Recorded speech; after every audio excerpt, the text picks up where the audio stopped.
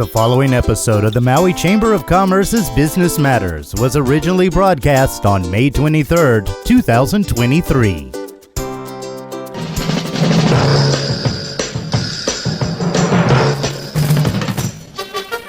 Good morning and welcome to Business Matters, brought to you by Mokulele Airlines.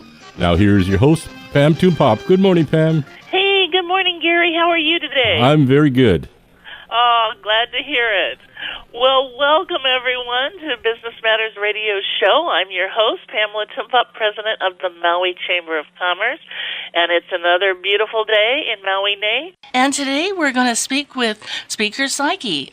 The top things that you saw this session in terms of economic development or other community priorities that the House, I know the House and the Senate were aligned on housing, so that was a great start to the session.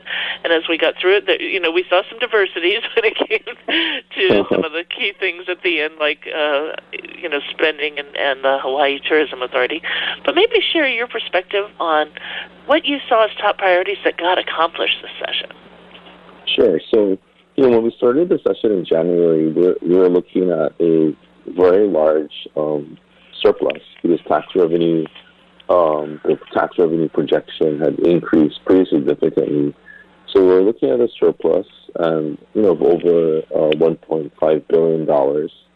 And what we said at the beginning was that we were going to try to use these funds for one-time costs to capitalize unmet needs in our state, rather than to fund ongoing or to create ongoing kinds of expenses. Because as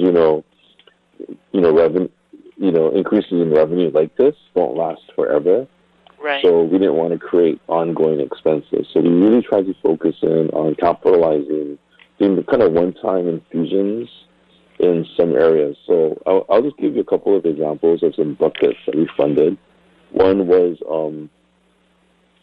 a program. It's called GEMS, but it's basically a state program. It provides loans to people who don't usually qualify for conventional financing, and this would enable them to put PV and solar on their rooftops, the residential rooftops. They pay back, reimburse the fund over time. So it was an infusion of $100 million, which will allow the state to also get a federal match of $200 million. So you'll have a $200 million fund that just provides loans to people to install solar on their rooftops, and that will also help us to not only does it save on their utility bills, but it also helps us to reach our 100% renewable requirement that is coming up in the year 2045. We're also getting an infusion into our state hospitals, including on Maui. We did provide a subsidy to the Maui hospital system. We also provided a subsidy to the hospitals on the Big Island that needed renovation work. We funded a couple of initiatives, and these kind of relate to the economic diversification issue. But there are a couple of federal grants that we need to chase down because they're pretty large. One is in hydrogen research and development. The second is on the broadband initiative. So both of these grants are, we need to position Hawaii when it comes to both of these grants. So we provided some funding to do that. And I think, for example, even if we're able to secure the hydrogen grant, I think that would just lead to a lot of different kinds of opportunities for people here when it comes to research and development, because hydrogen, as you know, on a national or even on an international level, is kind of the key to the energy future. So it's going to be really important. We've also, funded programs to improve telehealth services, mental health services. We put an infusion of $100 million into our rental housing trust fund, which will help to subsidize, building affordable projects. Actually, that was a $200 million infusion, $100 million in year one and in year two. And finally, we are providing tax relief to the middle and lower income level taxpayers. This will be in the form of an expansion of the earned income tax credit, the child dependent tax credit, and also the food tax credit. So there are some, I think there were some positive things that happened this year that I think are going to make a difference for people. Those are all on a amazing. yeah. Yeah, and as you point out, like with the earned income tax credit and the help with solar and PV to lower people's energy costs for those who might not otherwise qualify for financing. We always talk about the high cost of living and the living wage versus a minimum wage, and these are things that will help people bring down their expenses, which is a great way to help bring down that living wage. Yeah, and the other, we really focused on, I think when you look at people's bills, it's basically, falls into different categories. Utility expenses are one, the cost of a rent or mortgage is second one, and then the cost of education is third. So the other bucket that we funded was preschool expansion in Hawaii. So I think we've covered all of this, three of those buckets. In this session, which is tremendous. It's tremendous, and again, preschool costs outside of our school system are huge. It's such a huge expense. Many say it's often the second expense to their housing cost, and so that these things are all wonderful things to help. Again, those really hard hit in these times, and with property valuations going up, with of course that's the county level in terms of the property tax revenue, but to know that the state has accomplished these things is tremendous. What are some of the more substantial business needs that you folks were able to help with? And can you touch upon, because of course every county in Hawaii is very directly related to the visitor industry. Can you touch a little bit upon what was happening with funding for the Hawaii Tourism Authority and how it ultimately got worked out? Yeah, so as you know, the HTA has, received some criticism over the past few years, not just from the legislature, but I think also from the general public. Because Pam, what we saw during the pandemic, during the shutdown, was that tourism numbers dropped, and although it was harmful to the economy, I also feel that residents throughout the world got used to,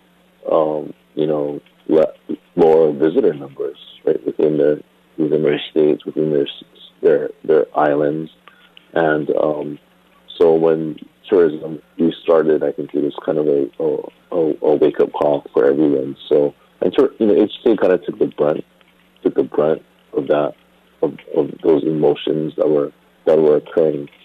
But the legislature was able to work out a compromise with the administration that would lead to continued funding of HTA for the next year. The HTA board of directors, I think, is pretty well aware of the need for them to kind of reform their practices. And to focus in on tourism impact on our natural resources and on our culture. That's going to be high priority for the HTA board.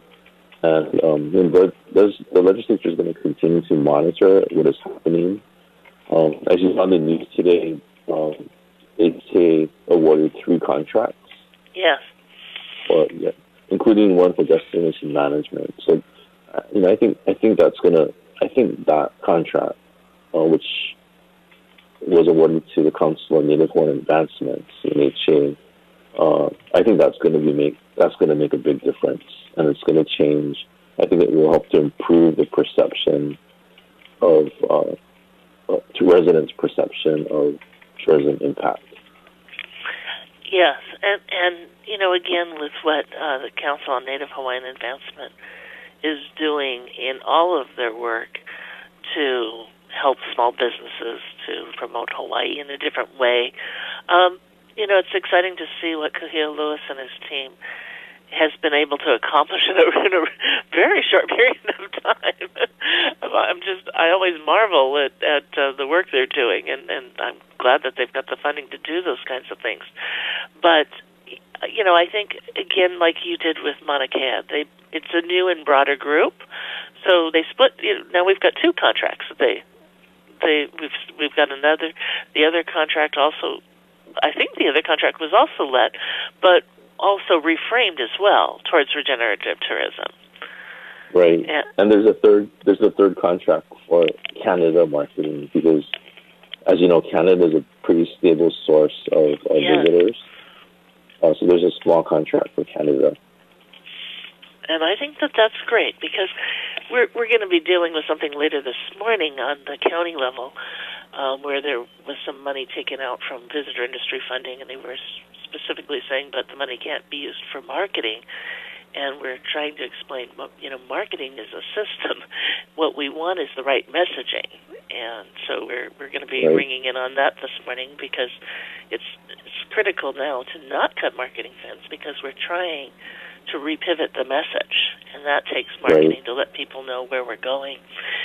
Yeah, so it was, but the good news is it moved forward, and there, as you mentioned, now the legislature also will be checking back in. They've got a mechanism for reviews, so that, and the board, as you shared, really understands what the legislature is, and the people of Hawaii are wanting to see that's different, and they're working on that now. So that's exciting to see, and know that there's again also a kind of a review process to make sure that that's on par and happening, but it's able to move forward and operate, which we're glad about, because it's a long-standing system, and a lot of market people, industry people as well as community people are involved in that board, and so we wanted to see the continued dynamics of helping to shape that in the right way as we move towards regenerative tourism with an industry perspective, so it could get done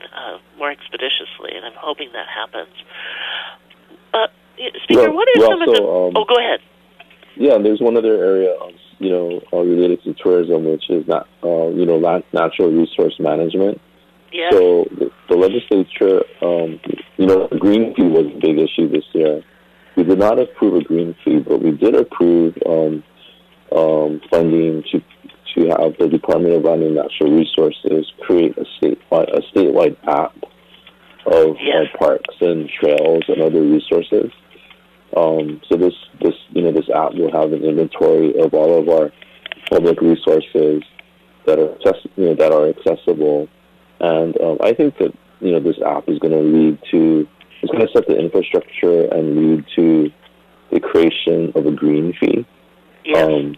We were not able to approve a green fee this year because there's so many questions about the fee. How do you implement it? How do you levy it? Is the amount of the fee? At what point is it levied?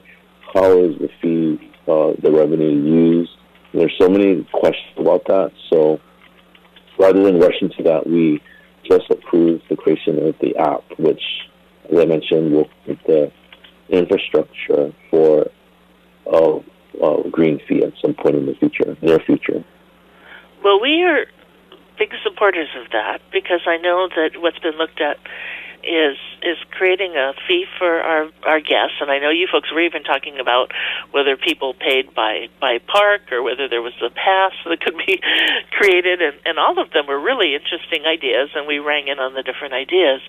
But we love having, and I'm going to say users, but what I mean is our guest users. They're used to paying these fees, and we've seen it work in other areas, but also particularly with the app, the reservation system that we have at Wainapa Napa, and that has been done elsewhere, really helps deal with the traffic challenges that everybody has. So we feel this is a great thing, and even our county has been looking at this as well, because I don't think, again, we were ringing in on amounts and ideas, so I'm glad that you're going to start with the app and continue the discussion next year. But we've got guests who they are. The question is, how much are they willing to pay? I think in some cases, but we love that the discussion is that it'll be free for residents, and then we'll have our guests who want to go to those areas and broad options, whether it's a pass and it takes you up to all state parks, or if you pay by park, and how the money's used. I think those are going to be really meaningful discussions. But the app is going to be a great step forward, and I think that's sort of how you started with Napa as well, right? Didn't it start first with the app and then move into the fee structure? Right. And there's other examples too. Like Diamond Head has a system in place. It's a web-based system, reservation system. As you know, Hanauma Bay on Oahu has had a system in place for probably the past 20 years. Yeah. And those programs, I think they're successful, and what's more important is that those areas are they're not overused, right? They're not overtaxed by visitors. So I think it's totally going to work out. I think that it's going to be very positive. Yeah, and then we have also the funds to help manage and better protect and maintain them, which we're really excited about, especially. Yes.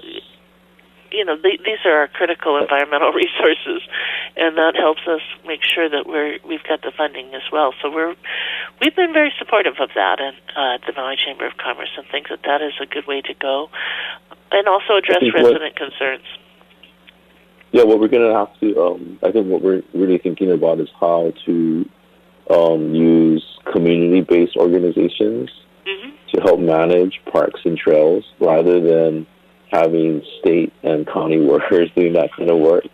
I don't think state and county workers really want to maintain trails and beaches, but community organizations, as we see over and over and over again, they are totally motivated to do that kind of work, and they have the numbers, the people who are willing to do that.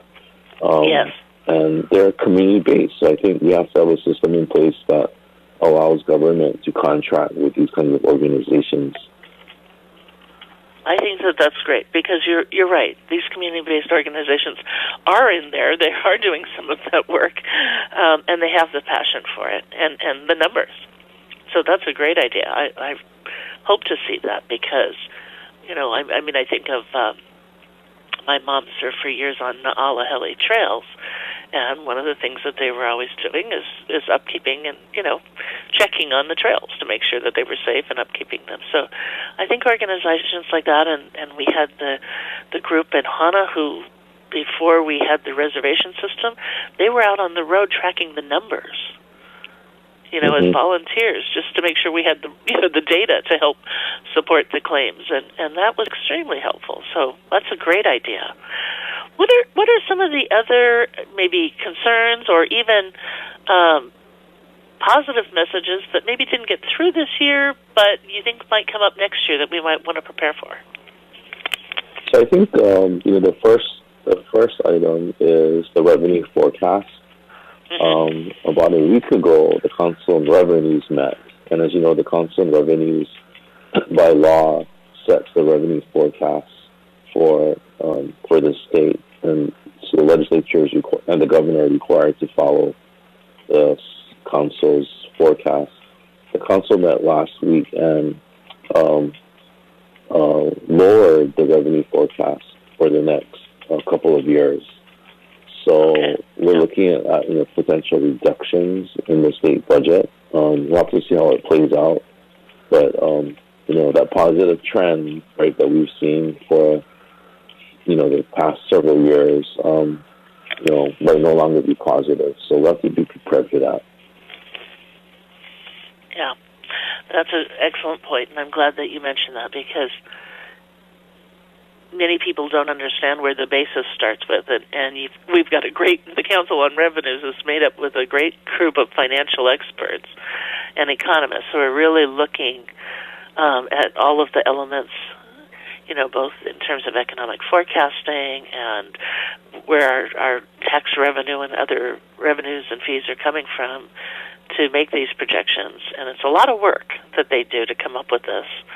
And sometimes they lower it, sometimes they raise it, but it is tied into that. So, we're kind of hearing too. We keep seeing news on a national level that there's concern about recessions, and of course we're up against the debt ceiling again right now. So I'm not worried about that. They always seem to solve that in the 11th hour, but that's a concern as well.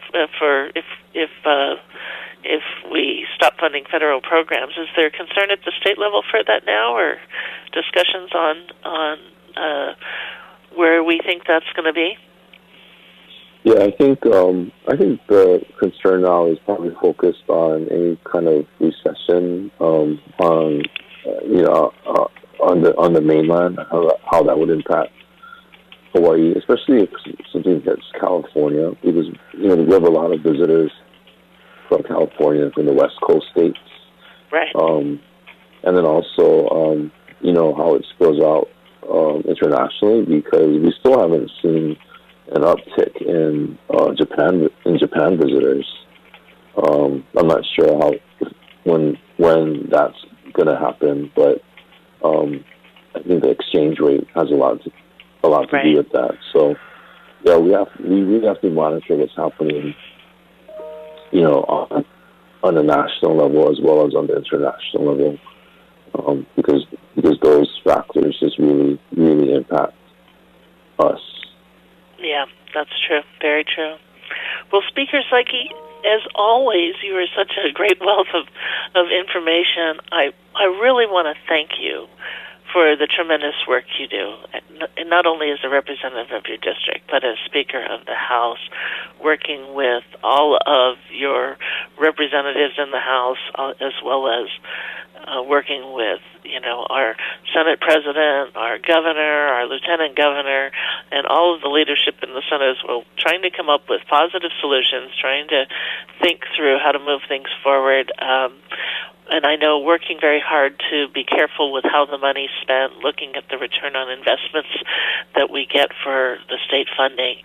And I truly appreciate your leadership, not only your leadership style, but your carefulness on spending and making sure that we're really leveraging the state money in positive ways. So thank you for all that you do for our state. And anything that we at the Maui Chamber of Commerce can do to help, please don't hesitate to give us a call. We're here to serve as well. Thanks, Pam. I also want to see if I could give a shout-out to the Maui House representatives, because, all of the things that I mentioned today, all of the accomplishments couldn't have been done without their work. So, Representatives Woodson, Yamashita, Hashimoto, Macho, and Poi Poi, they all played a big, significant role in our achievements this year. So I want to acknowledge them. Thank you for doing that. Yes, thank you so much, because we are so blessed to have them, and they all were doing a lot of work this year. They have a good delegation. Yeah, we are so thrilled with our delegation. Yes, thank you. And it does, none of us can do it alone. It takes a tremendous team. And you had a lot of new freshman representatives this year, so I know that you were working very closely with them to help them understand the process. Well, and also Representative Cochran. I didn't mention her, but also Representative Cochran. Yes, thank you. Yes. Well, thank you so much for joining us, and I hope you have a wonderful day. Yeah, you too. Thanks, Pam. Thanks for having me today. Oh, always a pleasure. You too. Take care. Aloha. Okay, see you. Bye. Bye. We're going to take a quick break to hear from our sponsor, Mokulele Airlines, and be right back with Cesar Gaxiola. Mokulele Airlines operates the largest commuter airline hub in the country, right here in Kahului. Fly Mokulele from Kahului to Molokai, Lanai, Hana, Waimea, Kona, and now Hilo. Mokulele also operates the only flights between Kapalua and Honolulu. There is never a middle seat on Mokulele, and every seat has a window and aisle. Visit mokuleleairlines.com and take your next flight from the newly renovated Mokulele Terminal. All right. Well, I want to tell you a little bit about Cesar. He is the executive director of the J. Walter Cameron Center, And I just realized I pronounced his name wrong. So it's Cesar. Cesar, I'm going to have you pronounce your last name for us. Hi, Ben. Good morning. Good morning. The last name is Gaxiola. Gaxiola, yes. Gaxiola. I realized I said it, and for those of us, it has an X in it, and so then we make that up. But thank you, Cesar. It's Cesar Gaxiola, as the executive director of the J. Walter Cameron Center since October of 2006. So he has been doing this for a very long time. The center is home to 22 Maui social service agencies. We used to have an office there. We still are part of their ohana with some storage there. And they really serve the nonprofit community, and they have been providing services to over 50,000 people annually. And if you haven't interacted with Cesar there, you might have also interacted with him when he was the operations director at Maui Economic Opportunity. He has a long history of service in this community, and we're glad to have you on the show, Cesar. Thank you for joining us. Hi, Pam. I'm glad to join your program and be with you this morning. Yeah, it's always nice to be there. Oh, I miss you. We don't get to talk very much these days lately. I know, yeah. Our conversation. Yeah. Oh, well, you have an exciting anniversary this year for the J. Walter Cameron Center. Tell everybody about your anniversary and your plans. Yeah, so as you know, we're turning 50 this year. Woohoo! 50 years of services to the community, yeah, since 1973. And, like you mentioned earlier, currently we house in 22 agencies and always ready to house more. And as a part of the center, sometimes we need to share with everybody. We do have a lot of agencies in the community. They actually, when they started here. They started here at the center, and so we have Maui Arts and Cultural Center, Imua Family Services, Easter Seals, Hospice Maui, Lokahi Pacific, YMCA, and many more. That's right. Yes. They got their start there and then later graduated. Yes, they later on graduated. So so our history here at Maui, it has been tremendous with graduating agencies and housing agencies and providing all different types of services. So for this year, we hosting an event on August 17, and it's going to be open to the public from 3 to 6. We're going to house entertainment here and have resource tables with all the different agencies in the courtyard, and of course, having fun and everything with everybody they would like to come and join us. Oh, that's spectacular. So they can learn more about everybody. And is there anything that shows the history of some of those people? Yes, so we'll have a couple of tables displaying, the history. We lucky to have some albums, some photos from the 70s, 80s, 90s. And we'll have folks, from those eras. They will come and share with us. Some of them were board presidents and, part of the board. And we'll have my predecessor, Audrey Rochari. Nice. Who was here for 25 years. Yes, she was, yes. Yeah, so she will come and join us and share a couple stories, fun stories from back then. Oh, it's going to be great. And when you throw a party, you guys always have a great time out there in the courtyard. Yes, yeah, so it's going to be fun. So you're welcome to come, Pam, and join us. Garrett and everybody there. We're going to have music, so, we can sing, dance, learn about the history that we have done throughout these 50 years. Yeah, that's a very long time and a very significant history to understand and for people to remember. Sometimes, as you point out, it's great to go back and you're. I mean, I don't think that. You're telling me about some of the nonprofits, and I didn't realize some of them started there. Yeah. And, of course, again, the Chamber was there, and we greatly benefited from being at the J. Walter Cameron Center and loved it and loved the camaraderie among agencies. It is a very special place, and so it's nice to look back and remember, hey, who started here, and and who's here now, and what are the great things they're doing. Yeah, so August 17th. August 17th from 3 to 6 p.m. Okay, great, in the courtyard. Fantastic. So the community's welcome. Everybody can come. What day of the week is that? It's Thursday. Friday is going to be a holiday, and so we're hosting it on a Thursday. Awesome. But, it's always fun as I go throughout the community, and fun to learn from people. It's like, oh yes, I learned how to swim there on your therapy pool. Oh yes.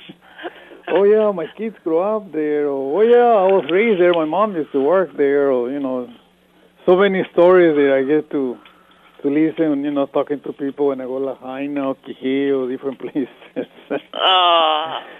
Yeah, we were very lucky. We were participating in the National Nonprofit Centers Network. It's about 600 agencies like us throughout Canada, USA, and Mexico. Yes. And so when they did a survey, we were among the top 4 oldest agencies. Wow. Yeah, so most of the other agencies came out in the 80s, 90s, early 2000s. So, it's just amazing how Maui were way ahead of everybody already at doing something like this in the 70s.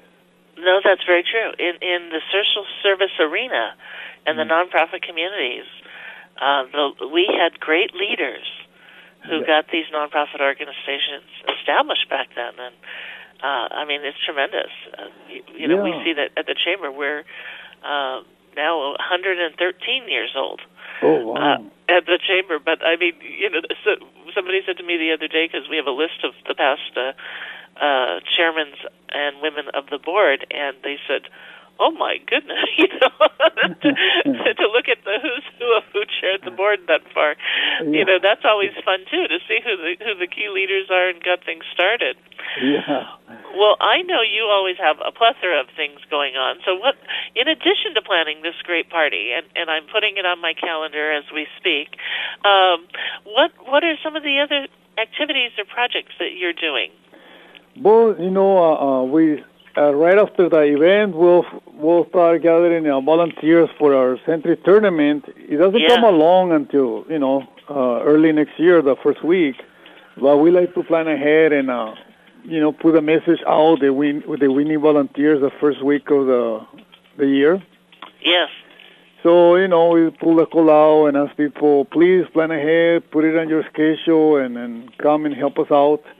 If they turn around and make a donation to the center, and that donation is what we use for emergency repairs. Yes. We do receive grants and stuff, but the grants, how it is, they come with a ABCD and the things you need to do before you can spend the money. Right, and this gives you that walking around money to do what you folks need to have done. Yeah, so where emergency repairs, they don't give you the heads up, they just happen right on the spot, plumbing, electrical, AC. So these kind of funds help us to address those issues. And so we always tell people, please volunteer for us, the first week of the year. And of course, besides that, we always doing other events, other activities here. If it's not, throughout the center, the agencies, of course, doing outreach to the different communities in Hana, Kihei, Lahaina, Kahakuloa, and other places. And also doing events here, like a Halloween event. In August, we have an event. June 3rd, we have Maui Family Support Services doing an event here. Awesome.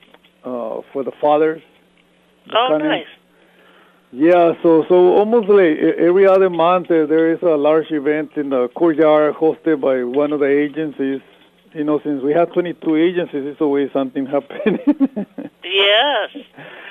And are those agencies is everybody putting stuff on the community events calendar, that free Maui, I think it's Calendar Maui? Yes, Calendar Maui, yes. Thanks to Lina Raki and Keith Raki Regan for the Calendar Maui. But yeah, no, we always using that, and we always announcing it to everybody to post their events and activities and everything there, yeah. Good, because we want to encourage the public, and I'm always encouraging other nonprofits to use that as well. So look for those events. Find out what the J. Walter Cameron Center and the agencies are doing, because it's a great community resource and shares what's going on. And I know there's always blood drives there. I mean, it's always something going on at the J. Walter Cameron Center. Yeah, no, we've been hosting the blood drives for almost 40 years now, and so they come 3 times per year. We get about 500 to 600 volunteers that come and donate blood. And so last month they were giving awards to those that donated over 100 times. Wow! And some of them over 150 times. It's just amazing how great people is, and when it comes to volunteer and providing a service to the community. Yeah. So, we're definitely asking our businesses, vendors, and everything to help us out with the event, and we will be sending letters, packages with information on the different sponsorship levels for August 17th. Okay, great. Yes, so people can help us to continue for another 50 years. That would be awesome. That would be awesome. Yeah. Well, we want to see that happen, so people can know that they'll be seeing a request on how you can get involved. Yes. And even for the Century Tournament, if somebody didn't have time to volunteer, I'm sure you'd be happy and thrilled if they could make a donation there as well. Of course, yeah, anytime, and they can also go to our webpage. You can make the donation online or stop by at the center or give us a call too. We do accept donations through credit cards. There you go. It's painless. It's very easy, quick and easy. Yeah, we always make it easy. Yeah, we want to make it easy when somebody wants to give. Absolutely. But so if you've been listening to this show now and you've been thinking about how the agencies or the J. Walter Cameron Center has touched your life, this is a good time. You can plan on volunteering. You can plan on for the Century Tournament. You can plan on coming to the August 17th event, or you can go online and make a donation right now. That would be huge help. Yes. Cesar. Well, it's been so great to talk to you. I'm gonna, I know I'm getting a little tight on time, but we'll have you on again. I'd love to have also a discussion and have a show focused on nonprofit needs and where we're now at coming out of COVID. So let's do it again, and we'll have a broader discussion on where the nonprofits are today and how things have changed during COVID and what are some of the critical needs that they're working on these days. Sure, yeah, no, definitely. Always is a pleasure, yeah, to come up and share with the community what's going on here and how we can be of help and participate and delivering services, yeah. Well, you do an amazing job, and you always know if you need our help at the Chamber, we're a phone call away. Oh, thank you. Anytime, Cesar, anytime. Thank you for all that you do, and we're so proud of the tremendous help that the J. Walter Cameron Center has been for decades serving our community and the great work they do. Mahalo, Pam, and thank you so much to your team, too. Yeah, they're always working diligently and very hard to do their best. Oh, bless you. Thank you, Cesar. You have a beautiful day. Okay, aloha. Aloha. All right. It's always great to talk to Cesar. When you're a tenant there, you get to see him all the time, and and we've been removed, but we love being where we're at in Wailuku, also at the building from Lokahi Pacific, where we have the chamber office. But we're going to get to talk to, and I'm excited to share a little bit about Fred Abbamonte. He is one of our chamber members with Shift 4 Consulting. And over the years, Fred Abbamonte has worked in various leadership roles for tech startups and in the mortgage industry. He then founded Shift4 Consulting as a way to share his experience with businesses on processes that he learned from his personal experiences with the other businesses. He relocated to Maui in 2021, and he had come for a visit, and like a lot of people, we fall in love, and he never left. So after getting a feel for how things worked here in Hawaii and understanding that there's a different way of life here and different types of businesses, it became evident to him that his business would not only be valuable to the community, but he would be reinvesting his experiences in this community, and he felt that would be a great way to be helpful and of impact in the lives of the people in the market here. So we're excited to get to meet with Fred. Gary, do we have Fred on? Yes, you do. Oh, good morning, Fred, and aloha. How are you this morning? Good morning, aloha, Pam. I'm fabulous. How are you? I am wonderful, thank you. Tell us a little bit about Shift4 Consulting and the types of services you're offering. Absolutely. Well, first of all, thanks for having me. Our pleasure. So Shift4 is a business that back in 2014 on the mainland, back on the East Coast in Richmond, Virginia, I started doing this kind of on the side. I had been part of a couple of tech startups getting their sales platform and going to market and things like that. And some friends had asked me some advice for their businesses. I helped a few people. Then some of my other friends started saying, why don't you just do this, make some money? And I started doing it. The mortgage industry shifted, and I got an opportunity to lead a team there. So I went back to that, ended up in Maui, fast forward, and now here I am, and decided to do it full time. I spent some time here learning Maui, and basically now what I really like to consider myself as an aggregator of resources. And I have a business model that is able to be fluid enough that I can help the small startup guy who has a really, really small budget all the way up to, you know, somebody with 150 employees who really needs deep dive help. And I have partnered with some of the best people in Hawaii, and I'm able to offer services from payroll, business planning, all the way up to IT, marketing. I have some partners that offer fractional CFO, fractional CMO. We can do deep dive operational audits. We can do something as simple as helping people understand their own product, their own go-to-market strategy, their own unique identifier, what's their value proposition to their clients, and we do research for people.